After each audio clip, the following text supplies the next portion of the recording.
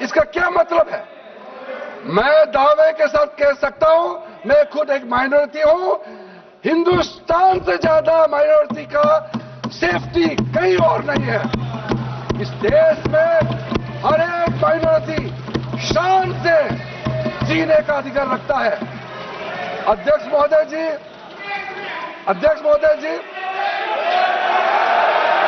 ये कोई मतलब नहीं है। अध्यक्ष महोदय जी, आपको मैं छोटा सा उदाहरण देना चाहता हूं। हमारा देश में जितना बॉर्डर कंट्री से आप सब जानते हैं, 1959 में, अध्यक्ष महोदय जी, 1959 में चीन और तिब्बत में जो समस्या हुआ, उस समय तिब्बतन जो लोग हैं, परम पावन दलाई लामा जी के साथ कहां आना पड़ा? हमारा देश में आया और शरण लेकर के यहां बैठा हुआ है। म्यांमार में डेमोक्रेसी को लेकर के समस्या जब खड़ा हुआ, वहां के सारा रिफ्यूजी कहां आया? हिंदुस्तान में, भारत में आकर के हमारे यहां रिफ्यूज लिया है। बांग्लादेश में वहां माइनॉरिटी कम्युनिटी का खिलाफ में रिलीजियस प्रोसिक्यूशन हुआ, वो कहां आए? रिफ्यूजी बन करके भारत में आया है। पाकिस्तान में, अफगानिस्तान में जब माइनॉरिटी सिख हो, क्रिश्चियन हो, हिंदू हो, बौद्ध हो, जब वहां रिलीजियस प्रोसिक्यूशन हुआ, वो कहां आए? वो हमारा देश में आया है। अध्यक्ष महोदय, श्रीलंका तमिल के साथ जब समस्या हुआ, श्रीलंका तमिल भारत में आए हैं। तो आप कैसे कह सकते हैं कि भारत में माइनॉरिटी सेफ नहीं है? ये बहुत गलत बात जो आप लोग कह रहे हैं। आपको आने वाला पीढ़ी भी माफ नहीं करेगा।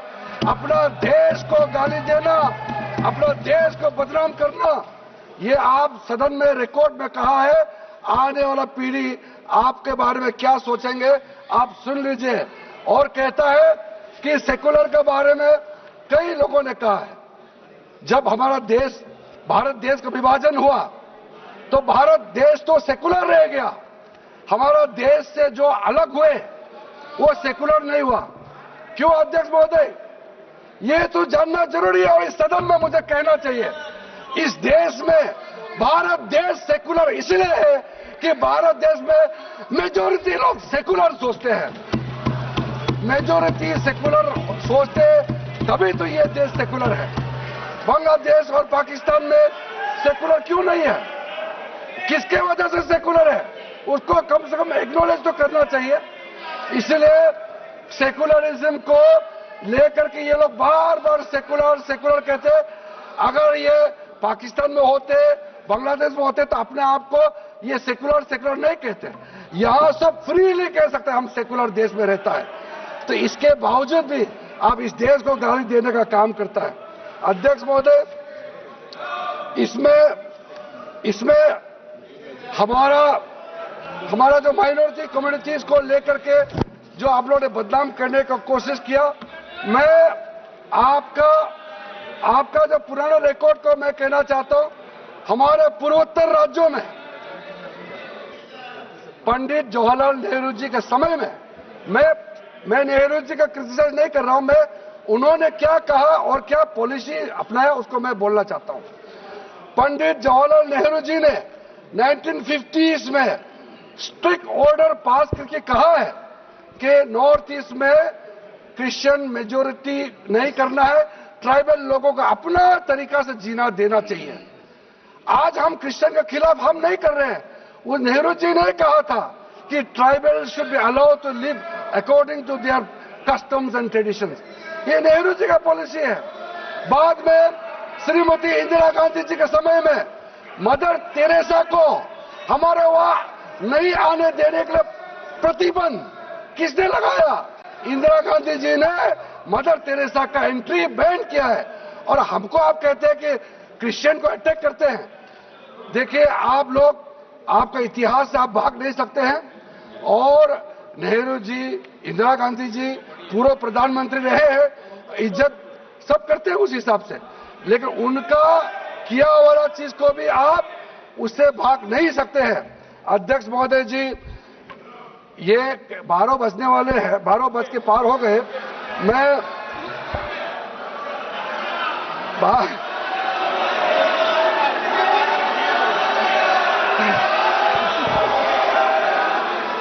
हमारे लिए 12 नहीं बजा, अपोजिशन पार्टी का 12 बज गया है। अध्यक्ष महोदय जी, मैं फिर से, अध्यक्ष महोदय जी, मैं फिर से कहना चाहता हूं, आज जितना चर्चा करने का समय दिया, सबने चर्चा किया, अपना अपना बात को रखा है। जिसको समझना था समझ गया है, जिसको नहीं समझना था उसको समझा के फायदा नहीं हुआ, वो भी मैंने देख लिया है। लेकिन ये बिल पास होने पर करोड़ों करोड़ों गरीब महिलाएं, बच्चे, गरीब मुसलमान प्रधानमंत्री नरेंद्र मोदी जी को धन्यवाद देंगे, ये मैं दावे के साथ कह सकता हूं। और मैं सबको कहना चाहता हूं, हृदय परिवर्तन करने का अभी भी समय है और इस बिल को समर्थन करके पारित होने में मदद करें। बहुत बहुत धन्यवाद अध्यक्ष जी।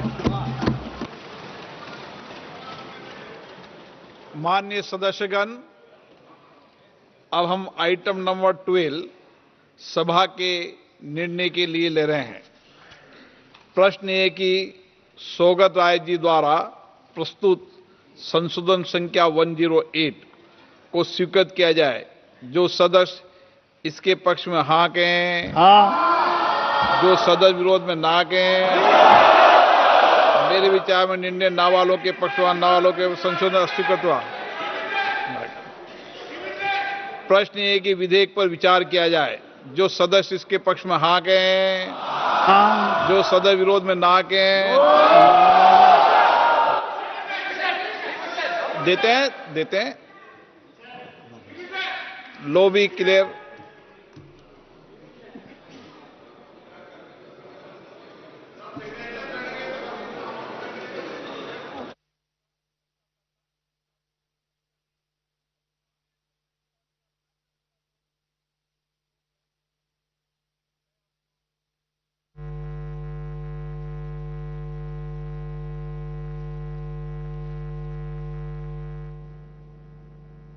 तर वक्फ सुधारणा विधेयकावर आता मतदान सुरू होत आहे। थेट दृश्य लोकसभेमधून आपण बघताय आणि थोड्याच वेळामध्ये आता आपल्याला स्पष्ट होईल की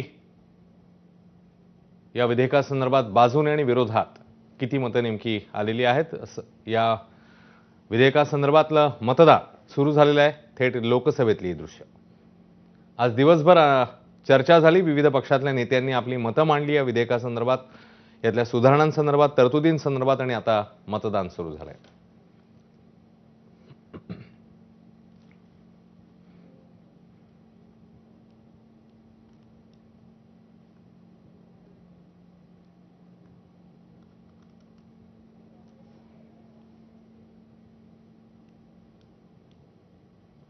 थोड्याच वेळामध्ये आपल्याला ही बाब स्पष्ट होईल की वक्फ सुधारणा विधेयकाच्या नेमक्या बाजूने किती मतं पडली आहेत आणि विरोधात किती मतं पडलेली आहेत। ते या विधेयकात नेमकं काय काय आहे त्याचे देखील मुद्दे आपण बघताय। तरतुदी पूर्वलक्षी प्रभावाने लागू होणार नाहीयेत। याशिवाय सर्व आयुक्तांचे अधिकार जिल्हाधिकाऱ्यांना सोपवण्यात येणार आहेत। वाद मिटेपर्यंत जमिनीचा ताबा हा सरकारकडेच राहणार आहे। तर वादग्रस्त जमिनींचा फैसला जिल्हाधिकाऱ्यांपेक्षा वरचा अधिकारी करेल। वक्फ लवादामध्ये 3 सदस्य असतील। याखेरीज जिल्हा न्यायाधीश लवादाचे अध्यक्ष असतील। सहसचिव दर्जाचा अधिकारी हा लवादाचा सदस्य असेल। मुस्लिम कायद्याचा जाणकार हा देखील सदस्य असेल। केंद्रीय वक्फ परिषदेत 2 बिगर मुस्लिम सदस्य असतील। मुस्लिम सदस्यांपैकी 2 सदस्य महिला असतील। वक्फ बोर्डाचे अध्यक्ष मुस्लिम कायद्याचे जाणकार असतील। नव्या सुधारणांनुसार आगाखाने आणि बोहरांसाठी देखील वक्फ बोर्ड हे असणार आहे। वक्फचं ऑडिट कॅग किंवा तत्सम अधिकारी करतील।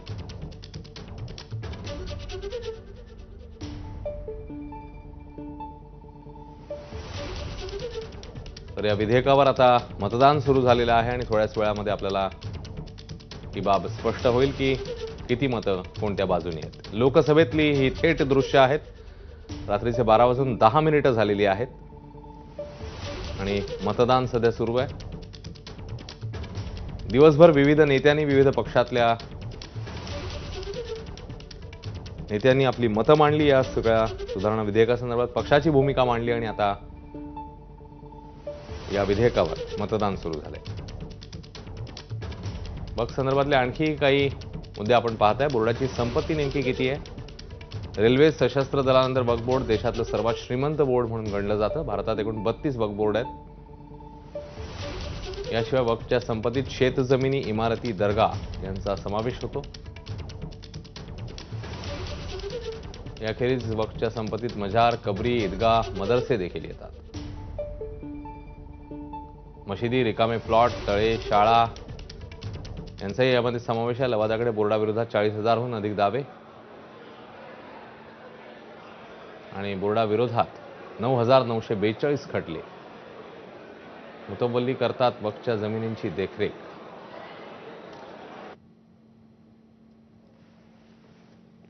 $8.7 लाख जमिनी या ताब्यात घेण्यात आल्या. एकूण जमीन 9.4 लाख एकर. जमिनीची किंमत आहे 1.2 लाख कोटी. सोमेश कोलगे आपल्या सोबत आहेत, आपले प्रतिनिधी, अधिक अपडेट्स द्यायला.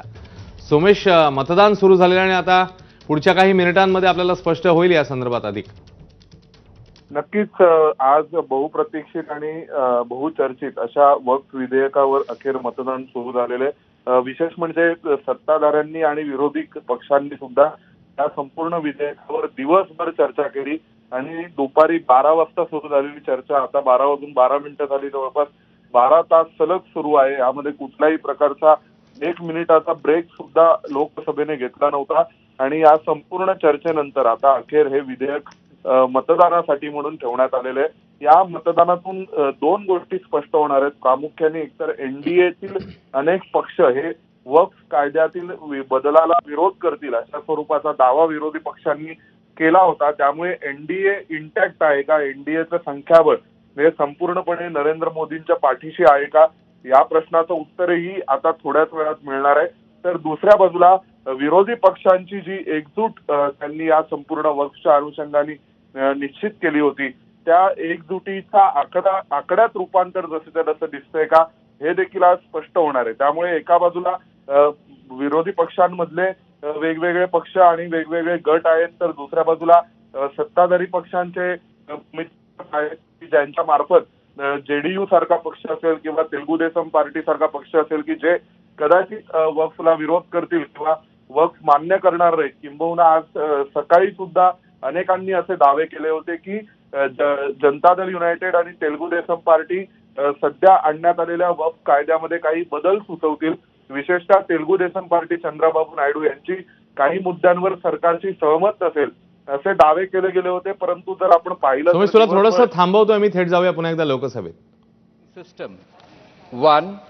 Before a division starts, every honorable member should occupy his or her own seat and operate the system from that seat only. 2. When the honorable speaker says now division, the Secretary General will activate the voting button and a gong sound will be heard simultaneously. 3.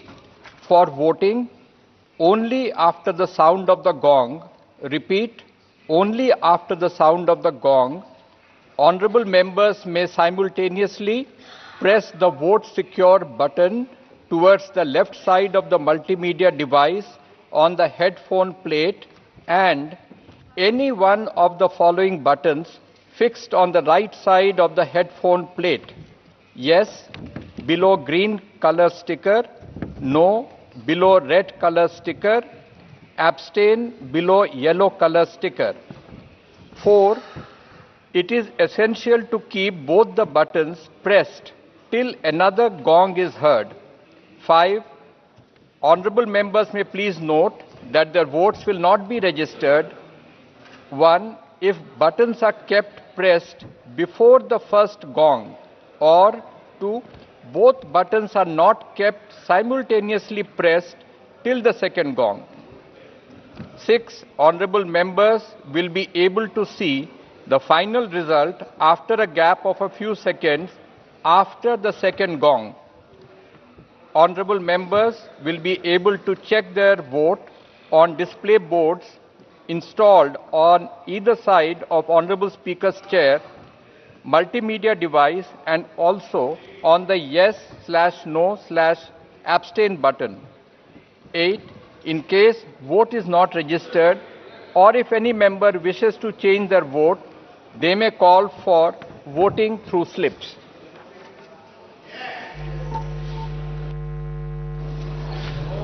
प्रश्न ये कि विधेयक पर विचार KIA जाए। जो सदस्य इसके पक्ष में हाँ गए, जो सदस्य विरोध में ना गए। मेरे विचार में निर्णय डिवीजन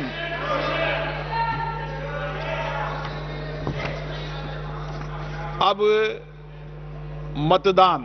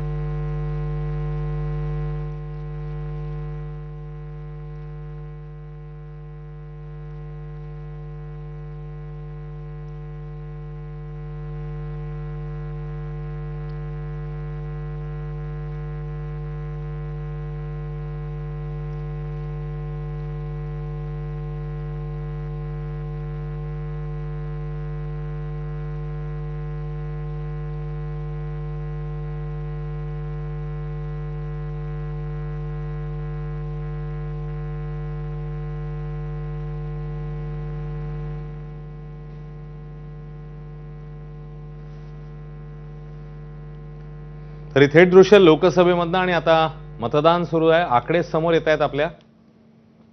बाजूने 226, विरोधात 163 अशी सध्याची स्थिती। एकूण 390 जणांनी आतापर्यंत मतदान केल्याचं समोर येते। हा आकडा 226 163 असा।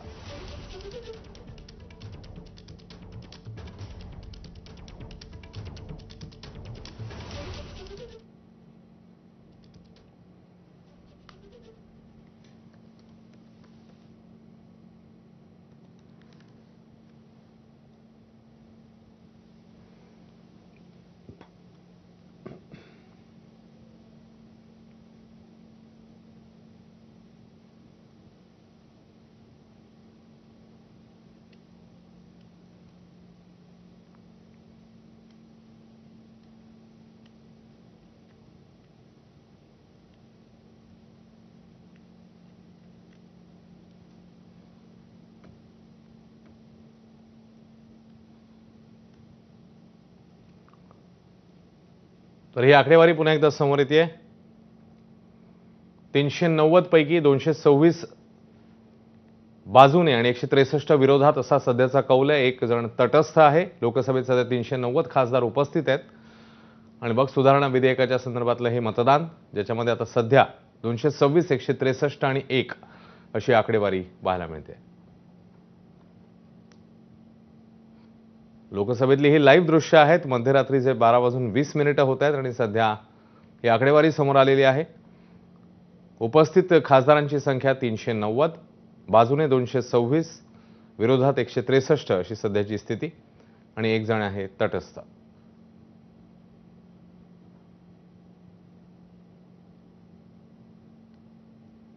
जवळपास 12 तास चर्चा झालेली होती। विविध नेत्यांनी, विविध पक्षाच्या नेत्यांनी आपली मतं मांडलेली होती आणि त्याच्यानंतर आता मतदान पार पडतंय.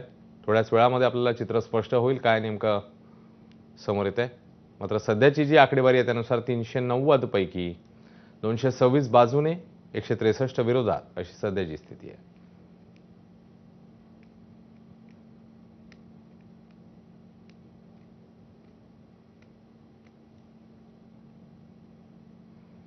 तब्बल 12 तास मॅरेथॉन चर्चा, प्रदीर्घ चर्चा झाली. अनेक नेत्यांनी आपले मुद्दे मांडले.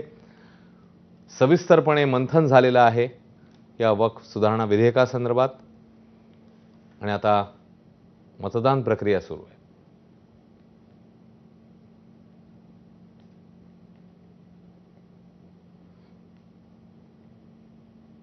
थोड्याच वेळामध्ये आपल्याला चित्र स्पष्ट होणार आहे की कौल कसा मिळालेला आहे. सध्याची जी आकडेवारी आहे त्यानुसार बाजूने 226 आणि विरोधात 163 अशी स्थिती आहे.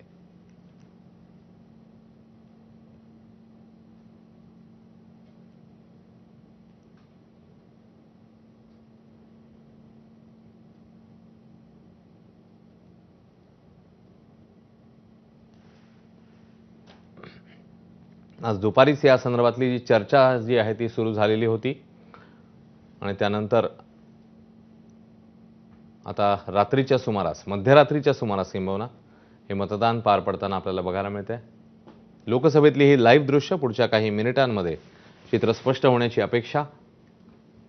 390 उपस्थित खासदारांची संख्या, बाजूने 226, विरोधात 163, तटस्थ 1 अशी सध्याची स्थिती.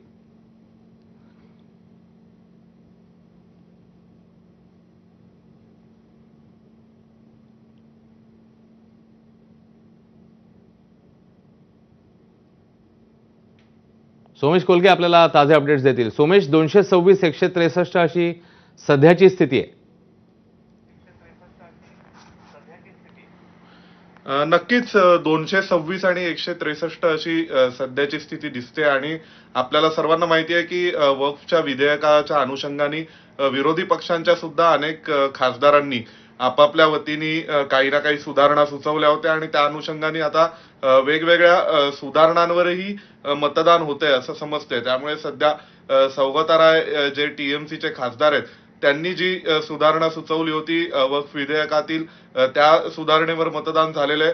त्यासोबतच आता अगदी थोड्याच वेळात हे स्पष्ट होत आहे की वक्फच्या कायद्याच्या अनुषंगाने एकूण जे सगळे लोकसभेचे खासदार आहेत त्या खासदारांपैकी विरोधी पक्ष आणि सत्ताधारी पक्ष या दोघांना देखील आपापल्या खासदारांची संख्या कायम राखण्यामध्ये यश आलंय का. विशेषतः ज्या वेगवेगळ्या विविध पक्षांबद्दल वेगवेगळ्या चर्चा सुरू होत्या, म्हणजे सत्ताधारी पक्षांच्या बाबतीत जर विचार करायचा झाला तर जनता दल युनायटेड असेल किंवा दुसऱ्या बाजूला चंद्राबाबू नायडू यांची तेलुगू देसम पार्टी असेल जी एनडीए मध्ये आहे, परंतु त्यांच्या राज्यामध्ये त्यांना मुस्लिम मतं आणि त्यांचं आतापर्यंतचं राजकारणाचं कॅरेक्टर लक्षात घेता ते काय भूमिका घेतील याविषयी देखील एक शंका होती. तर दुसऱ्या बाजूला विरोधी पक्षांनी जरी एक प्रकारे या संपूर्ण वक्फ विधेयकाच्या विरोधात मतदान करायचं असं जर ठरवलं असेल तर विरोधी पक्षांचे सगळे खासदार हे एकत्र राहणार का, त्यांच्यामधली एकी दिसून येणार का, असाही एक मोठा प्रश्न होता. आणि त्यामुळे आताच्या या संपूर्ण आकड्यांमधून जे एक चित्र स्पष्ट होणार आहे ते म्हणजे नरेंद्र मोदींच्या एनडीए सरकार सोबत बहुमत हे त्यांच्या सर्व पक्षांचं इंटॅक्ट आहे का, आणि दुसऱ्या बाजूला इंडिया आघाडीनी जी एकजूट दाखवण्याचा प्रयत्न केला होता वक्फच्या मुद्द्यावरून, तर ती एकजूट दाखवणं त्यांना शक्य झालेलं आहे का. आज सकाळीच आपल्याला माहिती आहे की महाराष्ट्राच्या दृष्टीने आणि विरोधी पक्षांमधील जे दोन प्रमुख पक्ष आहेत त्यापैकी एक म्हणजे शरद पवारांचा राष्ट्रवादी काँग्रेस हा पक्ष आणि दुसऱ्या बाजूला उद्धव ठाकरेंची शिवसेना हे काय भूमिका घेणार याकडे सगळ्या महाराष्ट्राचं संपूर्ण देशाचं लक्ष लागलं होतं. महाराष्ट्राचे मुख्यमंत्री देवेंद्र फडणवीस यांनी शिवसेना काय भूमिका घेणार या असे प्रश्न उपस्थित केले होते आणि त्यावेळी शिवसेनेची भूमिका ही प्रत्यक्ष सभागृहातच कळेल असं प्रत्येक विषयावर भूमिका स्पष्ट करणारे संजय राऊत यांनीही आज मात्र आमची भूमिका प्रत्यक्ष सभागृहात कळेल अशी भूमिका घेतली. त्यानंतर मग शिवसेना ही नेमकी काय मतदान करणार, ते वॉकआउट करणार का, ते उपस्थित राहणार आहेत का आणि सरकारच्या विरोधात राहणार आहेत की अब्स्टेन करणार आहेत, तटस्थ राहणार आहेत, असे असंख्य प्रश्न होते. त्या अनुषंगाने आता या विधेयकावर जे मतदान सुरू आहे, या मतदान प्रक्रियेतून हे जे काही प्रश्न आहेत या प्रश्नांची उत्तरं मिळणार आहेत आणि प्रामुख्याने अशा प्रकारचे कुठलेही हार्डलाईन रिफॉर्म करत असताना किंवा ज्याला आपण म्हणतो की एक प्रकारची कडवी हिंदुत्वाची लाईन घेऊन त्या फ्रंटवर राजकारण करणाऱ्या नरेंद्र मोदींच्या सोबत एनडीएचे पक्ष देखील असतील का, एनडीएच्या पक्षांचे सर्व नेते त्यांची साथ देणार आहेत का, आणि ज्या नरेंद्र मोदींच्या सरकारबद्दल एक प्रकारे वेगवेगळ्या स्वरूपाचे तर्क लढवले गेले होते की हे सरकार 6 महिन्यात कोसळेल, हे वेगवेगळ्या पक्षांचं सरकार आहे त्यामुळे वर्षभरात या सरकारचं चित्र वेगळं दिसेल, तर आता तो देखील एक मेसेज हा या माध्यमातून नरेंद्र मोदी आणि अमित शहा हे राजकीय पटलावर देऊ इच्छितात की आमचं सरकार किती स्थिर आहे, ते एका वादग्रस्त मुद्द्यावर आमच्या सोबत किती मित्र पक्ष आहेत हे पाहिल्यानंतर, त्यांचे आकडे पाहिल्यानंतर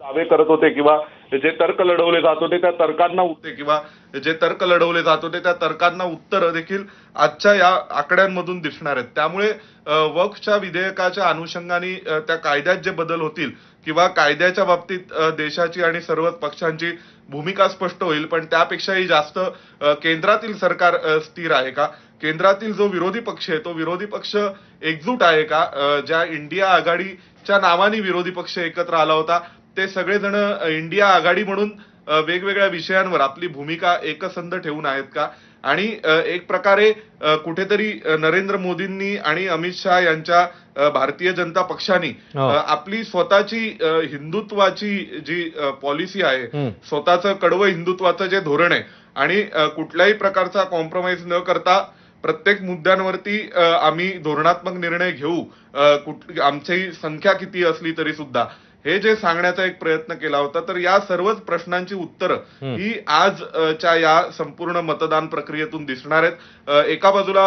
वक्फचं विधेयक ज्यावेळी पहिल्यांदा संसदेमध्ये सादर करण्यात आलं तेव्हापासून एक प्रकारची धोरणात्मक दिशा ही सत्ताधाऱ्यांनी पकडलेली आपल्याला दिसून येते. त्यामध्ये एक म्हणजे पहिल्यांदा सत्ताधाऱ्यांना हे वक्फचं विधेयक मंजूर करून घेणं शक्य होतं, परंतु त्यांनी ते मोठ्या शिताफीनी ते लगेच संयुक्त संसदीय समितीकडे पाठवलं. संयुक्त संसदीय समितीकडे जात असताना अनेक विरोधी पक्षांनी सुद्धा मागणी केली होती की ज्यांना या वक्फच्या बाबतीत काही स्पष्ट भूमिका घ्यायची नव्हती त्यांना देखील आजचा पेपर उद्यावर ढकलता आला आणि त्यांनी म्हटलं की हे विधेयक तातडीने संयुक्त संसदीय समितीकडे जावं. त्या संसदीय समितीमध्ये या विधेयकावर चर्चा झाली आणि संयुक्त संसदीय समितीमध्ये तून येणाऱ्या ज्या वेगवेगळ्या बातम्या होत्या, मग त्यामध्ये तिथे होणारे खासदारांमध्ये भांडणं असतील, खासदारांमध्ये अगदी एकमेकांसोबत झालेली धक्काबुक्की असेल, कधी शिंदेच्या शिवसेनेचे खासदार आणि ममता बॅनर्जींच्या टीएमसीचे खासदार एकमेकांना भिडत होते. तर या बातम्यांमुळे आणि जेपीसीत चाललेल्या चर्चांमुळे या संपूर्ण वक्फ विधेयकाचा विषय हा देशाच्या कानाकोपऱ्यात नेण्यामध्ये कुठेतरी केंद्र सरकारने आपली एक पॉलिसी ठरवली होती असं एकूण दिसून येते आणि त्या अनुषंगाने त्यांनी या विषयाची जास्तीत जास्त चर्चा घडवली. ती चर्चा घडवल्यानंतर वारंवार हा विषय जनमानसावर बिंबवण्यात आला आणि त्यानंतर मग हे विधेयक आता ज्यावेळी लोकसभेत मंजुरीसाठी टाकण्यात आलं तेव्हा देखील त्यांनी एक जे आपण पाहतोय की चलाखीनी सर्व विरोधी पक्षांनाही बोलू दिले आणि स्वतःच्याही जेवढ्या खासदारांना बाजू मांडायची होती त्यांना मांडू दिली. यातून एक गोष्ट स्पष्ट झाली आहे ती म्हणजे जर आपण पाहिलं तर काँग्रेसचे प्रमुख नेते राहुल गांधी यांनी स्वतः या विधेयकावर बोलणं टाळलं. त्यासोबतच त्यांच्या प्रमुख फळीतले इतर कोणतेही नेते, मग प्रियांका गांधी असतील, त्यांनी देखील या विधेयकावर बोलणं टाळलं. दुसऱ्या बाजूला जर आपण राष्ट्रवादी काँग्रेस पक्ष शरद पवारांचा विचार करायचा असेल तर तिथे सुद्धा सुप्रिया सुळे या अनेक धोरणात्मक विषयांवर भूमिका मांडत असतात, परंतु आज तिथे खासदार निलेश लंके या विधेयकावर बोलत असताना दिसले. त्यामुळे एकूणच सगळ्या दृष्टीने किंवा ज्या वेगवेगळ्या जगातल्या सर्व प्रश्नांवर भूमिका मांडणारे संजय राऊत असतील त्यांनी देखील वक्फच्या विधेयकाच्या बाबतीत मात्र आमची भूमिका सभागृहात दिसेल अशा स्वरूपाचं वक्तव्य केलं. त्यामुळे ज्या विरोधी पक्षांनी सुरुवातीला नरेंद्र मोदींचं सरकार कमकुवत झालेलं आहे, नरेंद्र मोदींची बॉडी लँग्वेज बदललेली आहे आणि त्यांना आता बहुमत नसल्यामुळे, संख्याबळाचं सरकार असल्यामुळे त्यांना आता पहिल्यासारखे निर्णय घेता येणार नाहीत, असा जो एक नॅरेटिव्ह सेट करण्याचा प्रयत्न केला होता, तो सगळा आज लोकसभा निवडणुकांना वर्ष पूर्ण होत नाही तोपर्यंत वक्फ विधेयकाच्या आणि कायद्याच्या अनुषंगाने आपल्याला एक प्रकारे या नरेटिव्हला काउंटर नरेटिव्ह सत्ताधाऱ्यांच्या वतीने देण्याचे प्रयत्न सुरू झाल्याचं दिसतंय. आणि दुसऱ्या बाजूला अमित शहा आणि नरेंद्र मोदी यांनी गेल्या वेळेसच्या सरकारमध्ये नागरिकत्व कायद्यातील एक सुधारणा मंजूर केली होती. ती ज्यावेळी मंजूर झाली त्याविषयी त्याबद्दल फार चर्चा झाली नाही, पण नंतर त्याविषयी झालेल्या आंदोलनांमुळे तो कायदा फार चर्चेत आला.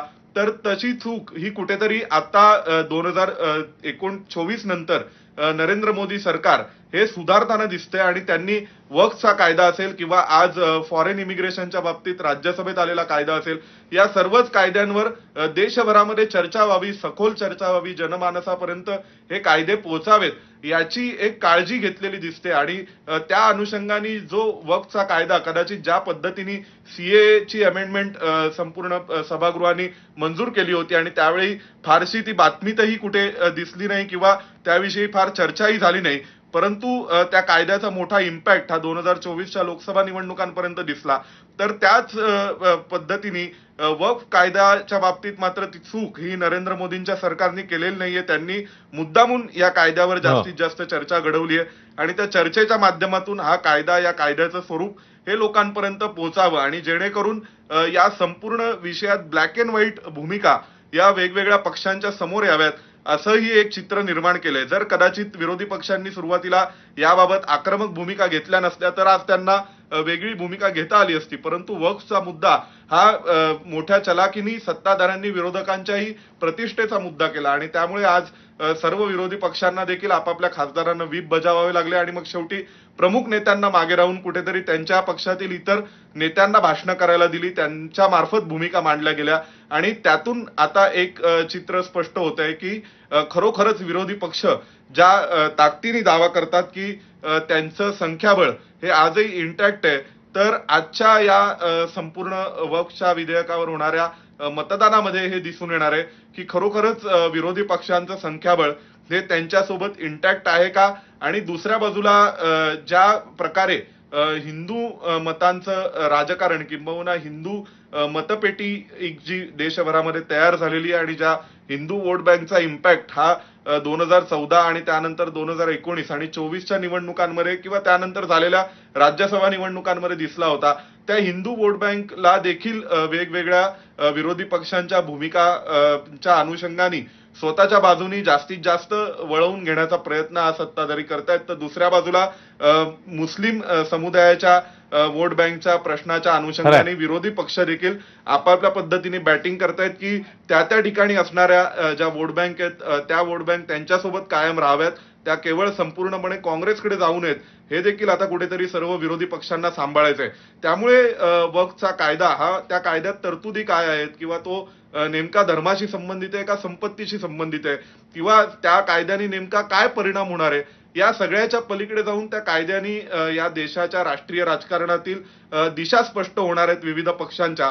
आणि म्हणून या कायद्यावरती होत असलेलं मतदान आणि त्या मतदानात दिसणारे आकडे याला एक अनन्यसाधारण असं महत्व प्राप्त झालंय आणि म्हणूनच आज कदाचित बऱ्याच दिवसांनंतर इतक्या प्रदीर्घ काळासाठी एका कायद्यावरती चर्चा ही संसदेमध्ये होताना दिसते आणि या चर्चेतून आज कुठेतरी हे दाखवण्याचा प्रयत्न केला गेलेला आहे की कोणाच्या भूमिका काय आहेत आणि त्या भूमिका कोण कशा मांडणार आहेत. आणि दुसऱ्या बाजूला राजकीय फ्रंटवर नरेंद्र मोदींचं सरकार किंवा नरेंद्र मोदींच्या सरकारची धोरणं ही किती कणखर आहेत हे सांगण्याचा प्रयत्न हा या संपूर्ण आजच्या. खरे सोमेश, तुझ्याकडे आणखी काही मुद्दे जाणून घ्यायचे, तू राहा आपल्या सोबत. दरम्यान या वक्फ विधेयकासंदर्भातले आणखी काही बारकावे आपण ग्राफिक्सच्या माध्यमातून जाणून घेण्याचा प्रयत्न करूया. बघूया.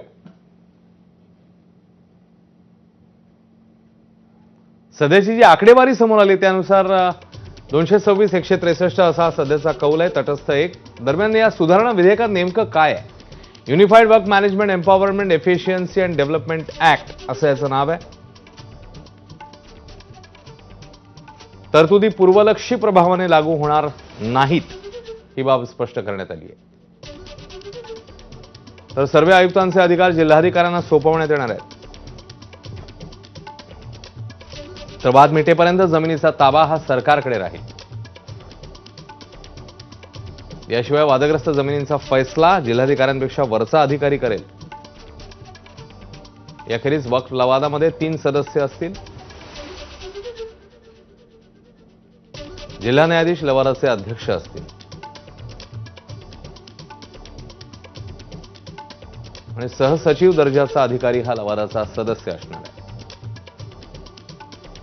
मुस्लिम कायद्याचा जाणकार लवादाचा सदस्य असेल आणि केंद्रीय वक्फ परिषदेत 2 बिगर मुस्लिम सदस्य असतील. मुस्लिम सदस्यांपैकी 2 सदस्य महिला असतील. वक्फ बोर्डाचे अध्यक्ष मुस्लिम कायद्याचे जाणकार असतील. नव्या सुधारणांनुसार आगाखानी आणि बोहरांसाठी देखील वक्फ बोर्ड असेल. तर वक्फचं ऑडिट कॅग किंवा तत्सम अधिकारी हे करणार आहेत.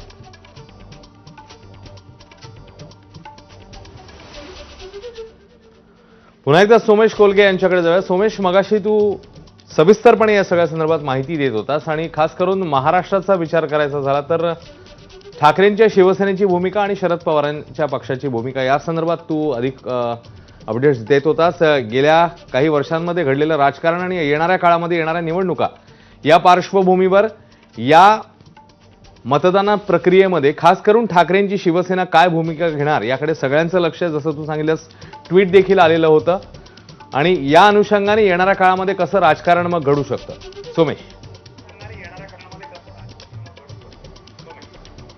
नक्कीच अश्विन, आता जर आपण पाहिलं तर सध्या लोकसभेमध्ये प्रत्येक मत मोजण्याची प्रक्रिया सुरू आहे आणि एक प्रकारे एन्श्योर केलं जातंय की सगळ्या खासदारांकडून मतदान झालं आहे की नाही. कारण यापूर्वी जेव्हा हे विधेयक हे मंजुरीसाठी टाकण्याबाबत एक मतदान झालं त्यावेळी जे आकडे दिसले होते त्या आकड्यांमध्ये एकूण संख्या विरोधी पक्ष समर्थनार्थ आणि जे तटस्थ राहिले त्यांची 400च्या घरात जाताना दिसते. तर प्रत्यक्षात लोकसभेमध्ये 543 खासदार आहेत. तर मग उर्वरित खासदारांनी मतदानच केलेलं नाहीये का, किंवा त्यांनी जाणीवपूर्वक मतदान करणं टाळलेलं आहे का, किंवा मग काही तांत्रिक अडचणीमुळे मतदान त्यांचं रिफ्लेक्ट होत नाहीये का, अशा अनेक प्रश्नांवरती अजूनपर्यंत स्पष्टता नव्हती. त्यामुळे कोणाचेही मतदान हे टाळलं जाऊ नये किंवा कोणतंही मतदान मागे राहू नये याची काळजी घेताना संसदेत आता सध्या संसदेचे कर्मचारी आपल्याला दिसत आहेत आणि त्यामुळे लोकसभेमध्ये हे मतदानासाठी विधेयक ठेवल्यानंतरही जवळपास अर्धा तास उलटून गेल्या 25 ते 26 मिनिटं झाली आहेत. पण अजूनपर्यंत नेमकं वर्डिक्ट काय आहे लोकसभेचा कौल या विधेयकाच्या बाजूनी किती आकड्यांचा आहे आणि विधेयकाच्या विरोधात किती आकडे आहेत याविषयी अजूनपर्यंत स्पष्ट कोणती फिगर समोर आलेली नाहीये. आता जे सर्व कर्मचारी आहेत की जी सर्वसाधारण प्रक्रिया असते की ज्यावेळी या संपूर्ण विधेयकावरती मतदान होतं ते मतदान झाल्यानंतर प्रत्येक खासदारांनी आपापल्या डेस्कवरचं बटन दाबल्यानंतर जे संसदेचे कर्मचारी आहेत ते एन्श्योर करतात की या सगळ्या खासदारांचं मतदान झालेलं आहे का ते खासदारांकडून खात्री करून घेतात आणि त्यानंतरच याविषयीचा जो निकाल आहे की याबाबत नेमकं कोण किती जण समर्थनार्थ आहेत आणि किती जण विरोधात आहेत त्याविषयीचा आकडा हा सभापतींच्या बाजूला असलेल्या डिस्प्ले बोर्डवरती दाखवला जातो. त्यामुळे अजूनपर्यंत तरी आता अद्याप हे स्पष्ट झालेलं नाहीये की एकूण या संपूर्ण वक्फ कायद्याच्या समर्थनार्थ किती खासदारांनी मतदान केलेलं आहे तर या संपूर्ण विधेयकाच्या विरोधात किती जणांनी मतदान केलेलं आहे. त्यामुळे आता मतदानाच्या प्रस्तावावर जेव्हा मतदान झालं की हे विधेयक मतदानासाठी टाकायचंय त्यावेळी या मतदान व्हावं यासाठी 226 जणांनी प्रस्तावाच्या बाजूनी मतदान केलं होतं आणि 163 जणांनी विरोधात मतदान केलं होतं. तर तटस्थ राहणारे 1 असं मिळून एकूण 390च खासदारांचं मतदान हे जेव्हा हा प्रस्ताव मांडण्यात आला की आता हे विधेयक मंजुरीसाठी सभागृहापुढे पटलावर ठेवण्यात यावं की नाही तर त्याविषयी झालेल्या मतदानात आपल्याला 390 खासदारांची एकूण मतं दिसत आहेत. त्यामुळे एक शक्यता आहे की बऱ्याचदा विधेयकावरती मंजुरीचा जो प्रस्ताव असतो तो तितका महत्वाचा नसतो आणि त्यामुळे अनेकदा हे संपूर्ण जे विधेयक आहे त्या संदर्भातले सगळे खासदार मतदान करत नाहीत. आता जी एक नवीन अपडेट येते त्यामध्ये असं कळतंय की या संपूर्ण खासदारांना आता विरोधकांकडूनही आणि सत्ताधाऱ्यांच्याही बाजूने असलेल्या सगळ्या खासदारांनी मतदान केलेलं आहे का, किंवा ज्या ज्या खासदारांना आपली जी काही भूमिका किंवा जे मत मांडायचं होतं, जे मत द्यायचं होतं या विधेयकाच्या अनुषंगाने, ते मतदान त्यांनी केलेलं आहे का, हे एन्श्युअर करतायत सध्या सचिवालयाचे कर्मचारी लोकसभेच्या. आणि ते एन्श्युअर केल्यानंतर त्याबाबत ची एक प्रकारे आपण म्हणू की जी याबाबतची वर्दी अध्यक्षांना दिली जाते की आता खासदारांनी मतदान केलेलं आहे आणि सर्व खासदारांचं बटन दाबून झालेलं आहे, सर्व खासदारांकडून मतदान करून झालेलं आहे. आणि त्यामुळे आता आपल्याला जो अंतिम निकाल आहे आकडेवारीचा तो स्पष्ट करण्यास हरकत नाही. जोपर्यंत अशा स्वरूपाची वर्दी ही लोकसभा सचिवालयांच्या अधिकाऱ्यांकडून ही अध्यक्षांना दिली जात नाही, तोपर्यंत अध्यक्ष याविषयीचा आकडा जाहीर करणार नाहीत. कारण प्रत्यक्ष मतदान झाल्यानंतर शक्यता आहे की काही खासदार असं म्हणू शकतात की आमचं बटन दाबलं जाण्यापूर्वीच मतदान करून घेतलं, किंवा काही खासदार असं म्हणू शकतात की मी ज्या बाजूनी मतदान केलं होतं त्या बाजूनी मतदानच झालं नव्हतं किंवा काही तांत्रिक बिघाड झाला होता. त्यामुळे त्या सगळ्या दृष्टीने एक प्रकारची खातरजमा ही सध्या केली जाते की कुठल्याही प्रकारचा तांत्रिक बिघाड झालेला आहे का, सर्व खासदारांना ज्यांना आपलं मत द्यायचं होतं वक्फ विधेयकावर त्यांना आपापलं मतदान करता आलेलं आहे का. आणि ते सगळं करण्यासाठी म्हणून आता जी प्रक्रिया आहे ती सुरू आहे. 30 मिनिटं उलटून गेली आहेत विधेयक मतदानासाठी ठेवल्यानंतर. पहिल्यांदा जी सर्वसाधारण प्रक्रिया असते त्यानुसार विधेयकावरती ज्या अमेंडमेंट आलेल्या असतात त्या अमेंडमेंटवर पहिल्यांदा मतदान होतं आणि त्यानुसार टीएमसीच्या वतीने सौगता राय यांची अमेंडमेंट होती, तर त्या अमेंडमेंटवर आता मतदान करण्यात आलेलं आहे. आणि त्यानंतर मग आता या संपूर्ण दृष्टीने या संपूर्ण विधेयकाच्या अंतिम मसुद्यावर अंतिम मंजुरीसाठी म्हणून आता मतदान करून घेण्यात आले. त्यामुळे लोकसभा सचिवालयाचे अधिकारी हे प्रत्यक्ष ठिकठिकाणी. मैं आपको फिर व्यवस्था दे दूं, कोई अंतर्विरोध नहीं होना चाहिए, एक स्पष्टता होनी चाहिए. जब नया संसद भवन बना था उस समय हमने लोबी की डेफिनेशन दी थी, फिर मैं आपको लोबी की डेफिनेशन दे देता हूं. लोबी का तात्पर्य इस बरामदे से है जो सभा भवन के बिल्कुल सन्निकट है और